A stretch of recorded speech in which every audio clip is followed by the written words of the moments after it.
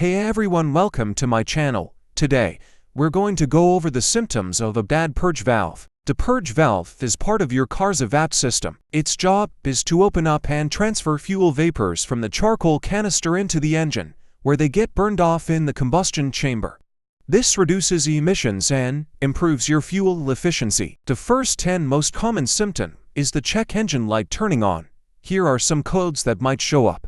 You can get these codes read for free at most auto parts stores, or use an OBD2 scanner like the one I use. A faulty purge valve can still exist without triggering the check engine light, so let's move on to other signs. The second symptom is rough idle. If the purge valve gets stuck open, excessive fuel vapors will flow into the engine.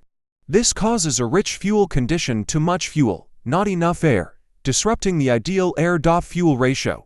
As a result, you'll notice your car idling roughly.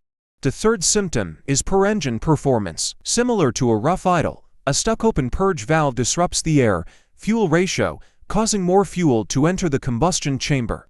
This makes your car feel sluggish and less responsive than usual. The fourth symptom is hard start after refueling. If you notice it's hard to start your car right after filling up, this could also point to a faulty purge valve. Here's why. Fuel vapors are forced into the engine through the stuck-open purge valve.